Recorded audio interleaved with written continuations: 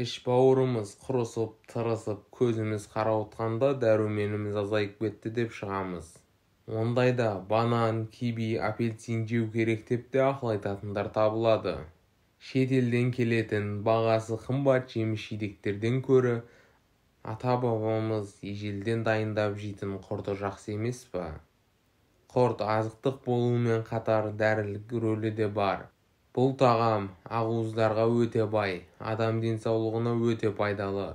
Құрамында көздің көргіштігін жақсартатын А дәрумені, иммундық жүйені жақсартатын С дәрумені, сүйектің қатаюына көмектесетін Д дәрумендері, кальций, мыс, мырыш, күміс, темір, кремний, магний, алюминий микроэлементтері жетерлік.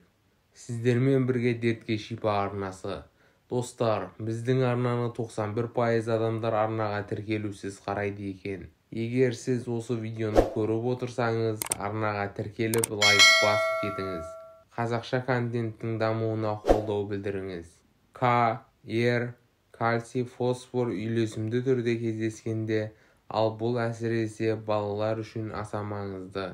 Құрт кальцийдің көзі, сүйектің қатаюына, көздің көруіне, тістің түзу және қайратты азулы өсуіне, асқазанның ас қорыту сөлін қалыпты бөліп шығаруға өте пайдасы зор. 90-нан асып 100-ге қарай бет алған қай қариядан ұзақ жасаудың сырын сұрасаңыз, міндетті түрде ағарған ішіп құрт жейтінін айтады. Кәдімгі құрттың ұзақ өмір сүруге септігі бар жоғын ғалымдар да зерттей келе зерделі ойларын паш еткен. Құрт расымен де адам өміріне ең қажетті зат, кальцийдің көзі екен. Тағамдық, биологиялық қоспалар мен мақтауы күшті түрлі дәрумендерді жолда қалдырады.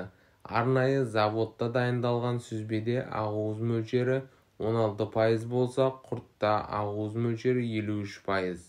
100 грамм сүзбенің қуаты 227 кал болса, құрттыңқы 370,1 кал болады екен.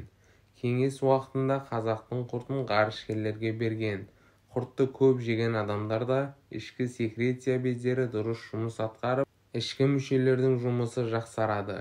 Әсіресе қан айналымы жақсарып, түрлі бездердің қызметін жақсартады. Құрттың май құрамы төмен болғандықтан, бауырдың майлануы, іштің өтуі сияқты ауруларға шипалы ем болады және көптеген аурулардың алдын алуға көмектеседі. Кальций сүйек ұлпаларын қатайтады, коллагеннің қалыптасуына қатысады. Кальцийдің көп мөлшерін қолданатын адамдар, әсіресе әйелдердің өзінде остеопороздың дамуы қаупін төмендете түседі. Құрттың энергетикалық құндылығы өте жоғары. Сондықтан оны жорықтарда, аң аулау барысында, ұзақ сапарда, көште, азық ретінде қазақ халқы бұрыннан пайдаланған. Ол алып жүруге өте ыңғайлы. Малта құрт шөлдеген адамға сусын болған. Мысалы, өр мінезді ақын Махамбет Өтемісұлы ерлердің ісі бітеме деген өлеңінде 6 малта ас болмай, өзіңнен туған жас бала сақалы шығып жат болмай деп құрттың тағамдық құндылығын өлеңге қосқан дейді. Құрттың қандай түрлері бар? Жас құрт, жай ғана 1-2 күн ғана болған әлі толық кеуіп үлгермеген құрт. Сүзбеде тұрған құртты сары май мен женттен бастырма ретінде шаймен бірге дастарханға қояды. Көбік құрт, қайнап жатқан құрттың қалқып алынған беті. Майлы кенеулі ас ретінде жас балаларға құрттарға қалқып беруге салт болған. Ол майлы болады. Ыстық құрт, қайнап жатқан құртта алып май қосып сапырып ішетін кенеулі ас.